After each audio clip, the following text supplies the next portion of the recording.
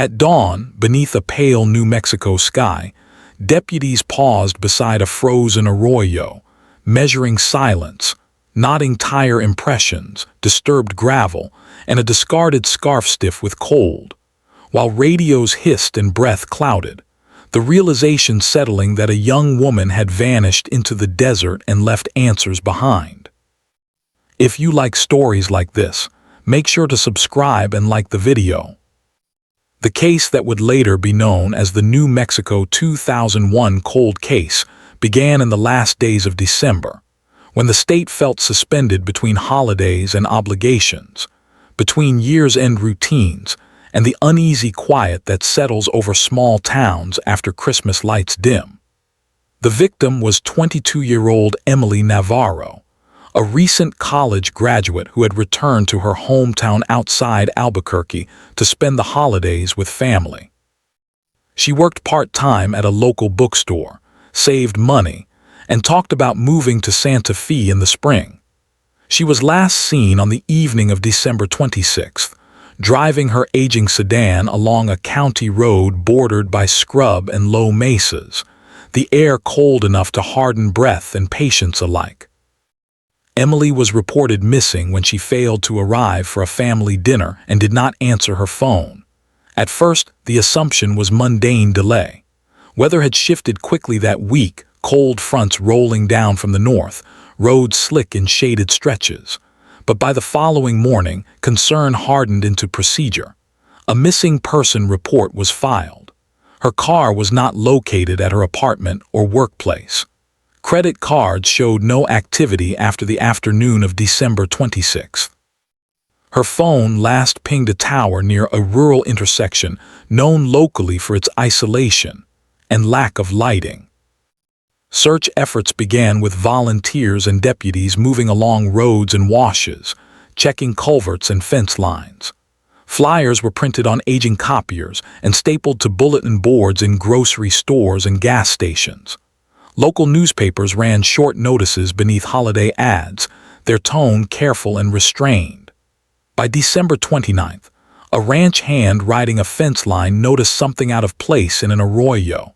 Disturbed earth, a scarf partially buried by wind-blown sand. He contacted authorities. That discovery shifted the investigation from concern to dread. The scene was secured, photographed, measured. There was no body present, no visible signs of violence, but the area told a story in fragments. Tire impressions suggested a vehicle had pulled off the road. Footprints overlapped in the sandy soil, some later obscured by wind. The scarf was identified by Emily's family as hers, a gift from the previous Christmas. Nearby, investigators recovered a broken fingernail and trace fibers consistent with the interior of her car. The desert had already begun to erase what it could. For weeks, winter pressed on.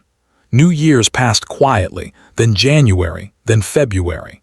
Emily's vehicle was found abandoned in a grocery store parking lot miles away, wiped clean inside but for a faint smear on the driver's side door. The car had been parked there long enough to accumulate dust. Surveillance footage from the store was grainy and partially overwritten, but a figure was seen exiting the vehicle late on December 26th, wearing a jacket and hat that obscured defining features. The footage did not capture a license plate or clear face. An autopsy could not be performed because there was no body. Instead, investigators worked from absence and inference. They reconstructed Emily's last day through receipts, phone records, and witness statements.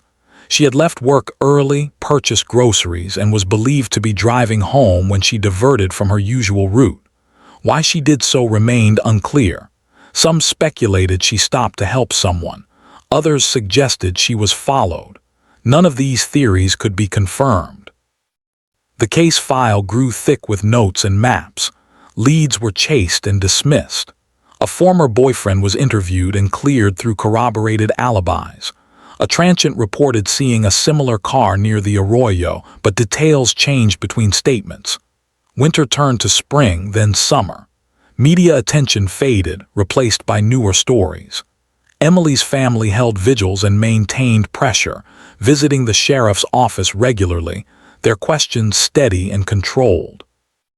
Years passed. Evidence was preserved, boxed, and moved to cold storage. The case was reviewed periodically, each time ending with the same conclusion: no new information. By 2008, it was formally designated a cold case. Detectives retired. New deputies learned the file as part of training, the name becoming shorthand for unresolved loss. The break came not from a confession but from technology and persistence. In 2018, the department began re-examining unsolved cases using updated forensic methods. Items once considered insignificant were retested. The scarf recovered in the Arroyo yielded touch DNA, partial and degraded but usable. A profile was developed and entered into national databases. There was no immediate match. In 2020, a routine arrest in Arizona for an unrelated offense produced a DNA sample from a man named Daniel Reyes, then 48, with a history of transient labor and minor crimes. The sample was entered and flagged as a potential match to the partial profile from Emily's scarf. The statistical likelihood was significant enough to warrant further investigation. Detectives reviewed Reyes' history and movements. In 2001, he had worked sporadically on ranches and construction sites in central New Mexico. Employment records placed him within 30 miles of Emily's hometown during December of that year. Old traffic citations showed familiarity with the county roads near where Emily disappeared. When interviewed, Reyes denied knowing Emily or being near the Arroyo. His statements were inconsistent with documented records. A search warrant was obtained. Investigators revisited the abandoned vehicle, long stored, and conducted new testing. Improved techniques identified trace DNA on the door handle matching Reyes' profile. Soil samples from his old boots, recovered from storage related to the Arizona case, were compared to samples from the Arroyo. The composition was consistent, including rare mineral content unique to that area. In early 2021, Reyes was arrested and extradited to New Mexico. Charges included kidnapping and homicide, supported by circumstantial but converging evidence. Prosecutors presented a timeline showing opportunity, forensic links, and behavior patterns. The defense challenged the age of the evidence, but the court allowed it, noting the advancements in testing and chain of custody documentation. The trial concluded quietly in late autumn, just before Thanksgiving. Reyes was convicted on all counts. He received a life sentence without parole. Emily Navarro's remains were never recovered, but the court acknowledged the weight of evidence establishing her death and the manner of the crime. After the verdict, the town returned to its routines. The bookstore where Emily once worked placed a small plaque near the register. Her family held a private memorial. The case file was closed, its final pages documenting resolution rather than questions. In the desert, wind continued to move sand across the Arroyo, indifferent to years, but the record now held an answer, and a long winter of uncertainty had ended. Winter returned to the record as an evidentiary character, not a mood. Investigators reconstructed December 2001 through meteorological logs, noting temperature drops, wind speeds, and the absence of precipitation that week. These details mattered because they explained why footprints lingered briefly and then vanished, why scent trails failed, and why search dogs lost continuity near the Arroyo. The desert preserved and erased selectively, and understanding that rhythm became part of the case narrative. Emily Navarro's routine was mapped in detail. She lived with her parents in a modest house near a two-lane highway, a corridor used by commuters, ranch trucks, and seasonal workers. Her bookstore job placed her among regular customers who remembered her reliability and quiet demeanor. No one recalled tension or fear in the days before she disappeared. Phone records showed ordinary calls to family and friends, no unknown numbers, no signs of planning a meeting. That absence suggested spontaneity, not design. Investigators focused on the detour from her usual route. Traffic engineers confirmed there was no construction or closure that night. The turnoff near the Arroyo was poorly lit but commonly used by locals as a shortcut. It was also known as a place where drivers occasionally stopped to make calls because reception improved briefly. That fact aligned with the last phone ping. It also introduced vulnerability. Stopping meant exposure. Vehicle analysis became critical. The sedan showed no signs of forced entry or struggle obvious to the naked eye. Early testing in 2001 yielded little. Years later, re-examination found faint transfer marks on the seat fabric and door panel. The material composition matched clothing fibers recovered from Daniel Reyes's stored belongings. The probability assessments were conservative but persuasive when combined with other findings. Reyes's background was assembled carefully. Born in southern New Mexico, he drifted between states following agricultural and construction work. He had no felony convictions before 2001, but several arrests for trespassing and theft. His transient lifestyle complicated tracking, but payroll stubs and shelter logs placed him in the region during the holidays. He had been paid cash for short-term work and left without notice, a pattern repeated elsewhere. Witness interviews from 2001 were revisited. A gas station clerk recalled a man loitering near the payphones on December 26, wearing a jacket similar to one later seized from Reyes. At the time, the description was too vague to pursue. With context, it gained relevance. Another witness remembered a vehicle pulled over near the Arroyo that evening, hazard lights off, engine running. The memory had been discounted due to uncertainty, but now fit the reconstructed timeline. Financial records added weight.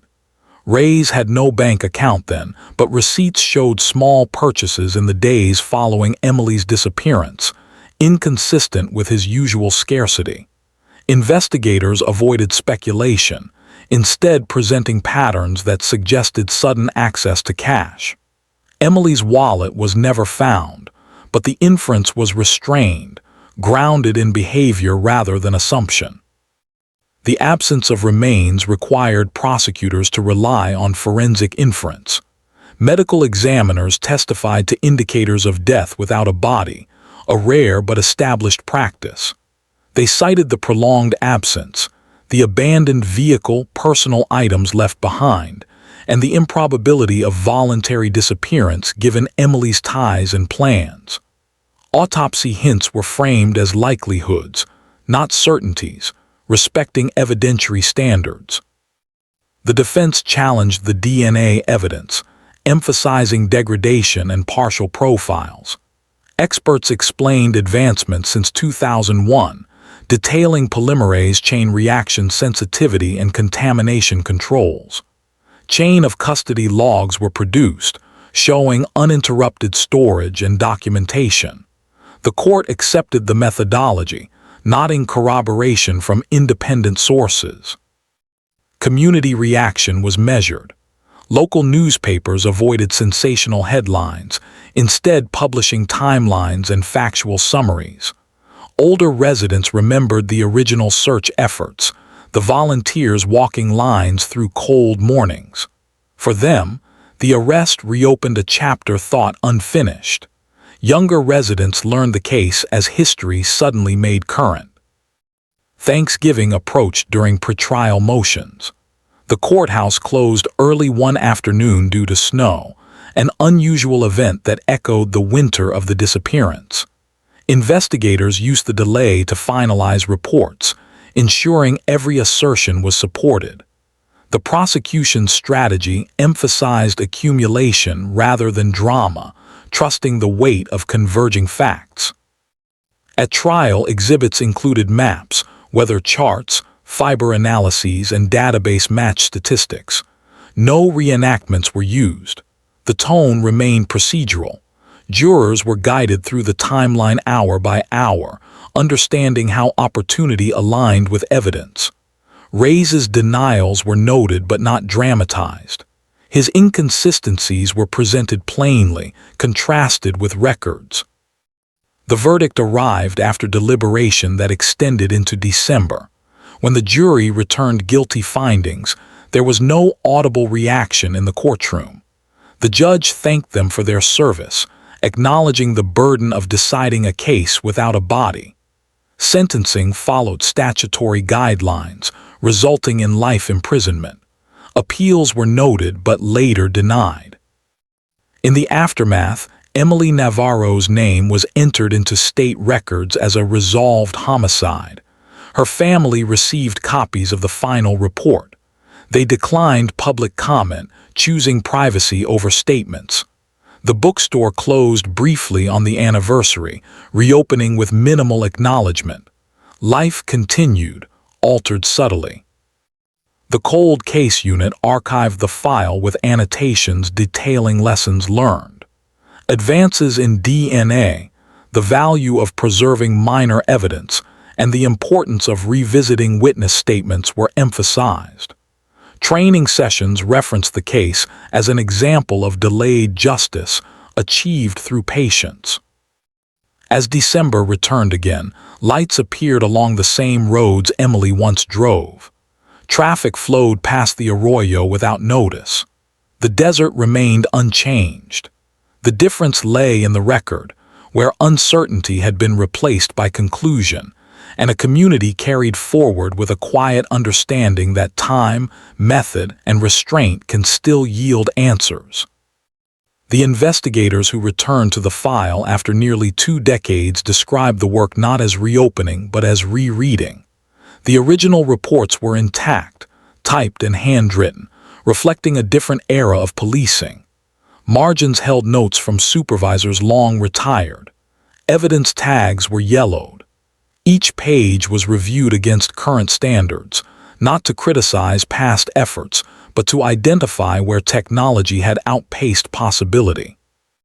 The cold case designation had never meant abandonment, only limitation. Emily Navarro's disappearance had shaped departmental memory. Recruits learned the case as an example of how rural geography complicates timelines. County roads intersected without signage, washes crossed pavement invisibly, and cell coverage rose and fell unpredictably. In 2001, mapping tools were rudimentary. By the late 2010s, digital reconstruction allowed investigators to model movement minute by minute.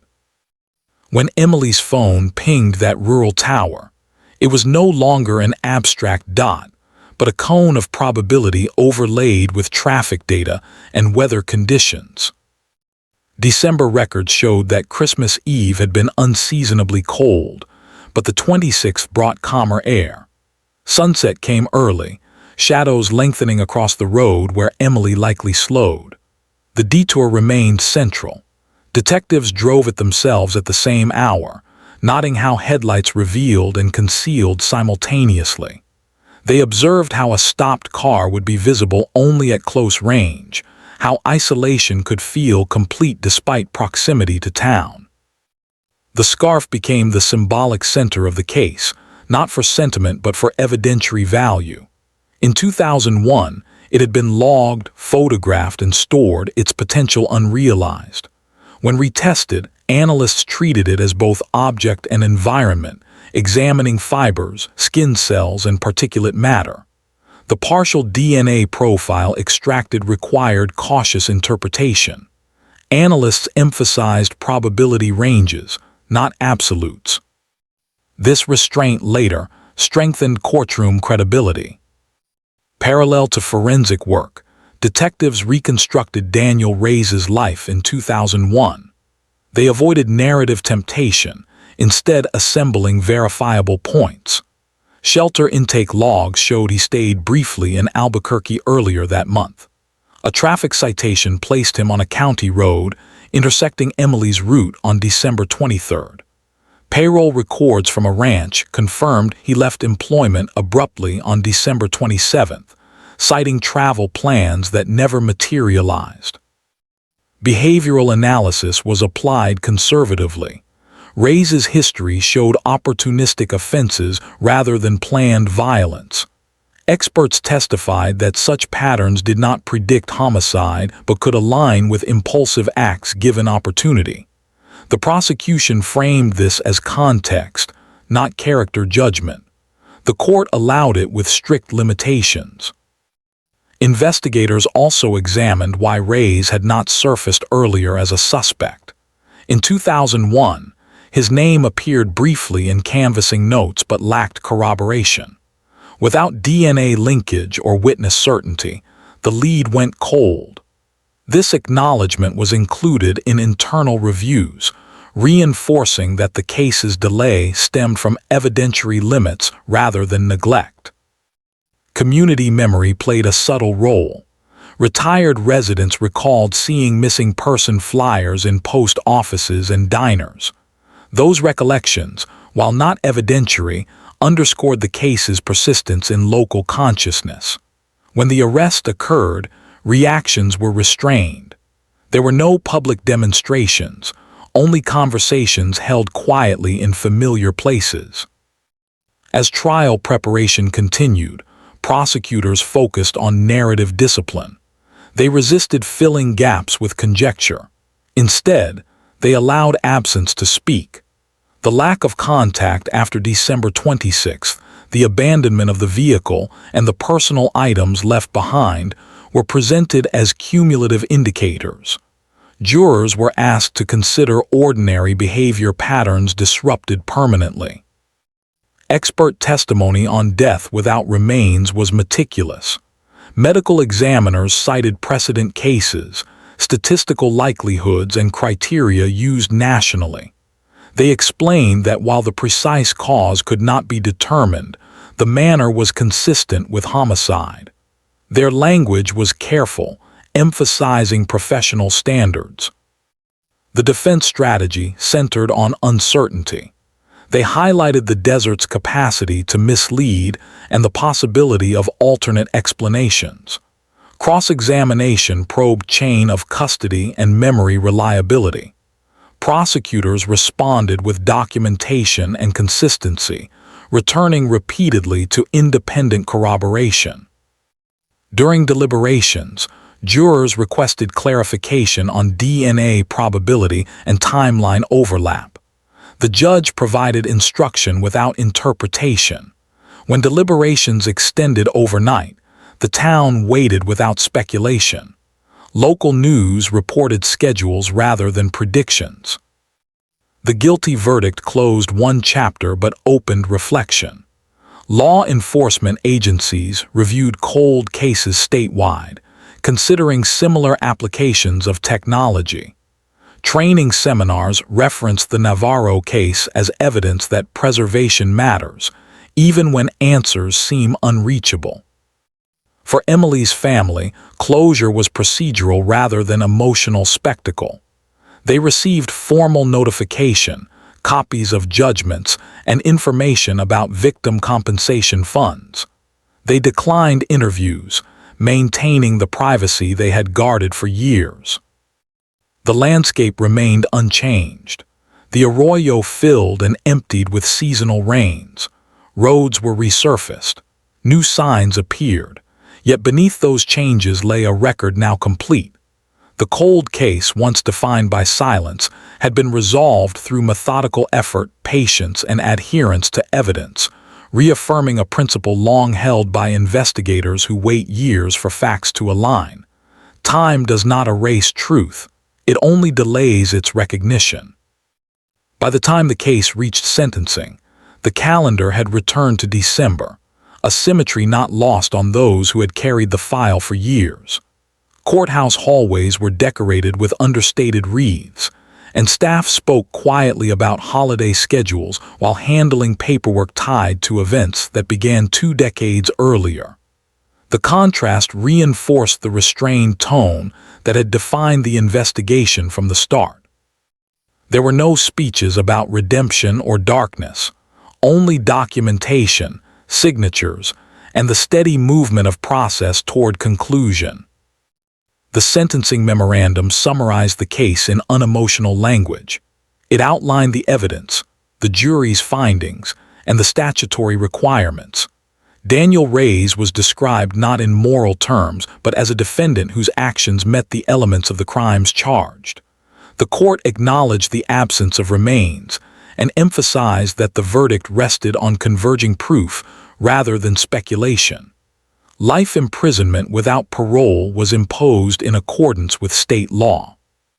The record reflected no deviation, no enhancement, no theatrical commentary.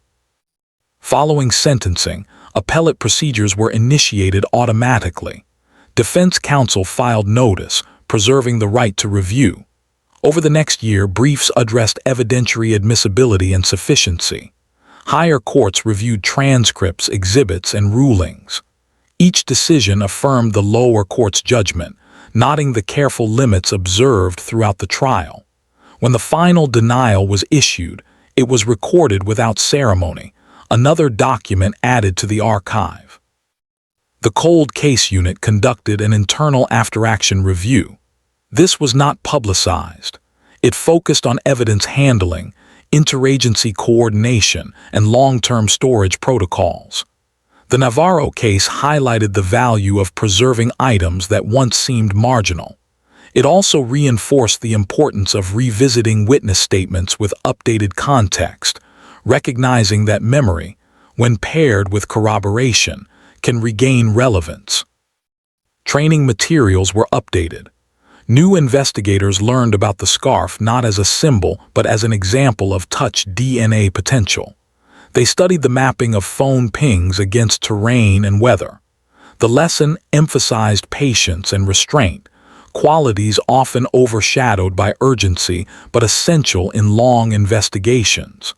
The case became part of institutional knowledge, cited without embellishment.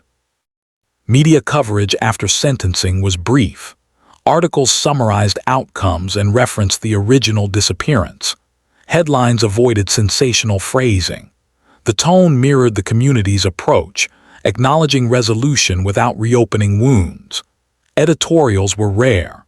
One local paper noted the persistence of investigators and the evolution of forensic science, framing the case as a reminder that unanswered questions can still find answers. Emily Navarro's family received formal notification of appellate outcomes. Victim advocates explained each step, ensuring understanding without intrusion. The family requested no further contact. Their choice was respected. In public records, Emily's status was updated from missing to deceased, a change that carried administrative weight even as it marked an emotional boundary. The physical evidence was cataloged for final disposition. Items required for potential future review were retained. Others were prepared for destruction in accordance with policy. Each action was logged. The scarf, central to the case, remained preserved as part of the permanent record. The abandoned vehicle, long stored, was released from evidentiary hold after documentation, its fate determined quietly. Seasonal changes continued to frame the narrative. Thanksgiving passed with limited reflection. Christmas lights appeared again along familiar streets. For longtime residents, the season carried layered memories, but daily routines prevailed.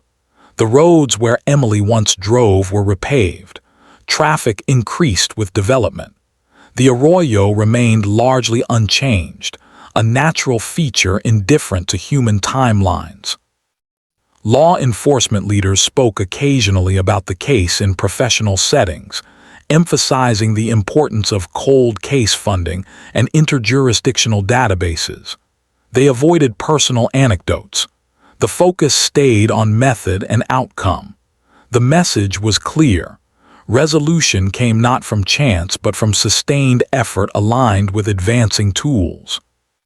For investigators who had worked the file late in their careers, the resolution provided professional closure. Some retired soon after, their final reports complete. Younger detectives inherited a finished case rather than an open question. The continuity mattered. It reinforced trust in process, a value particularly resonant with older audiences who had watched decades of change in policing and technology. The community absorbed the outcome without ceremony. There were no memorial events organized by the town. Emily's memory remained largely within her family's circle. The bookstore plaque stayed unobtrusive. Life moved forward, carrying the knowledge that an absence once unresolved had been acknowledged by the system. In the end, the New Mexico 2001 cold case stood as an example of restrained justice. It demonstrated that even without spectacle, answers could be reached. The investigation honored procedure, respected uncertainty, and allowed evidence to mature rather than forcing conclusions. When the record finally closed, it did so quietly, reflecting the character of the place and the people who had waited through many Decembers for a resolution grounded not in drama, but in fact.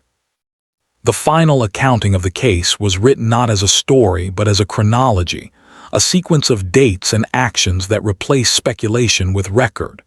In that chronology, December 2001 was no longer an open wound but a fixed point, anchored by evidence and judgment.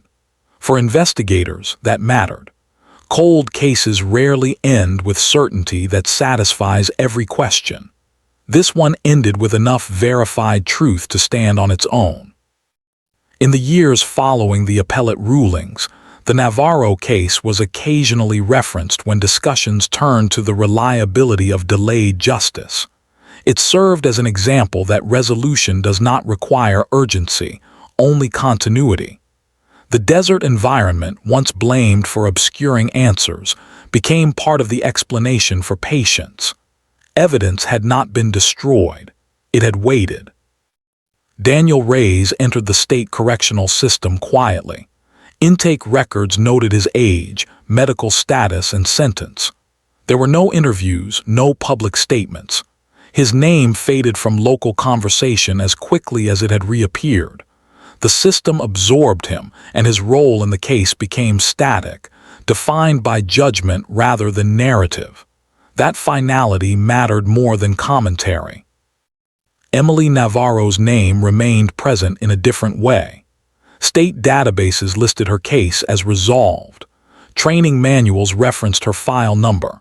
Forensic conferences cited the scarf analysis as a case study in partial DNA interpretation.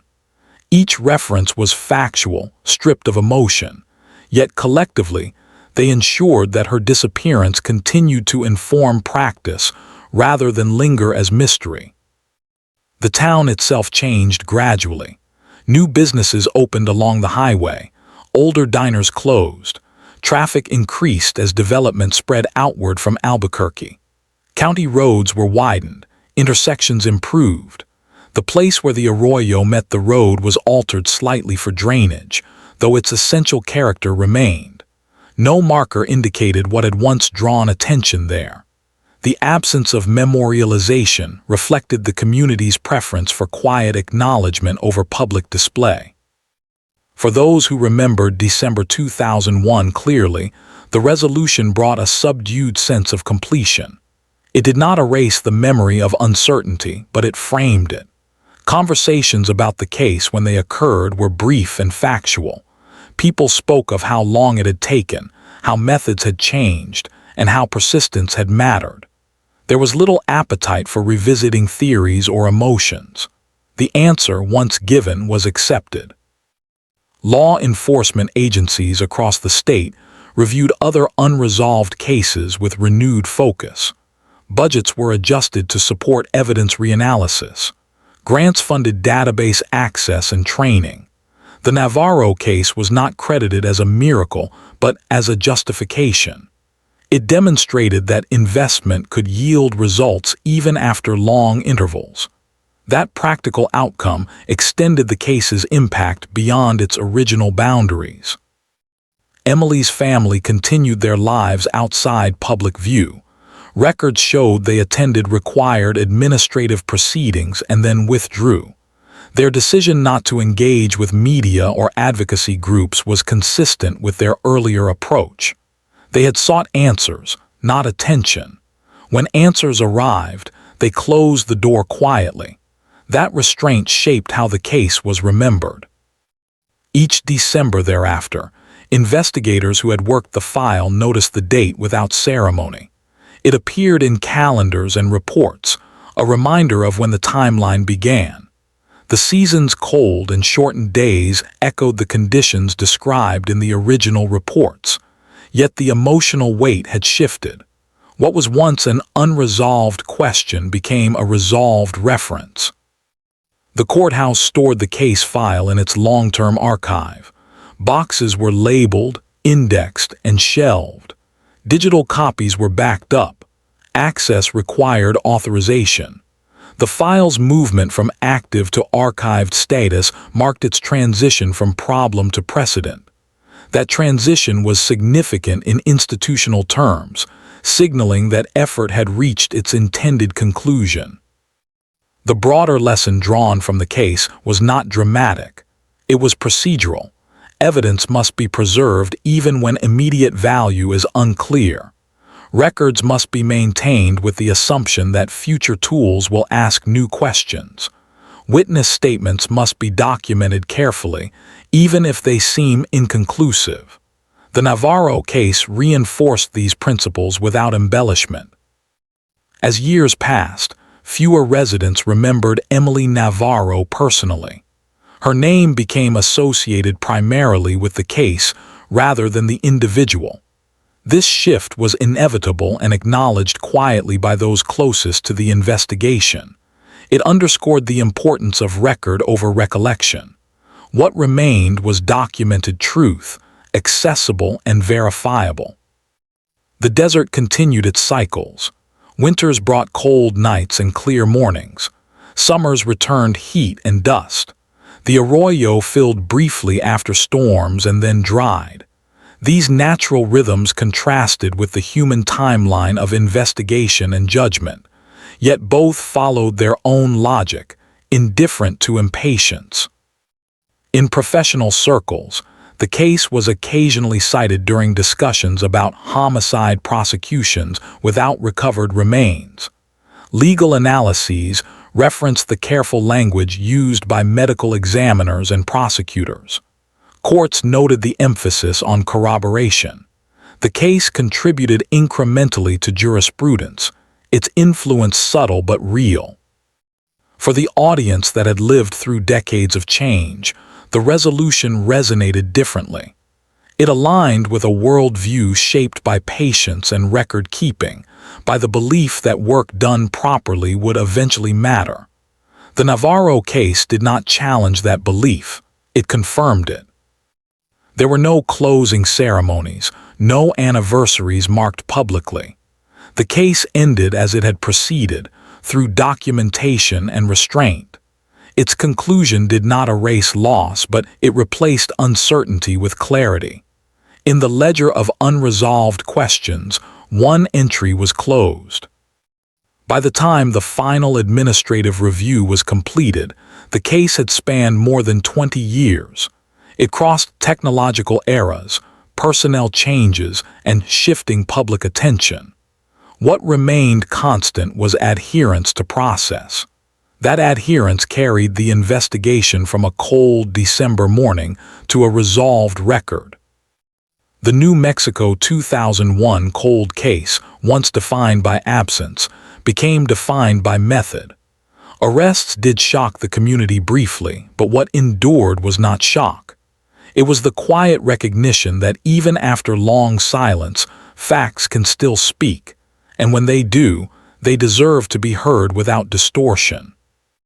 The record now stands complete, and the winter that once held unanswered questions has yielded to a settled account, preserved in files, remembered without spectacle, and closed according to law.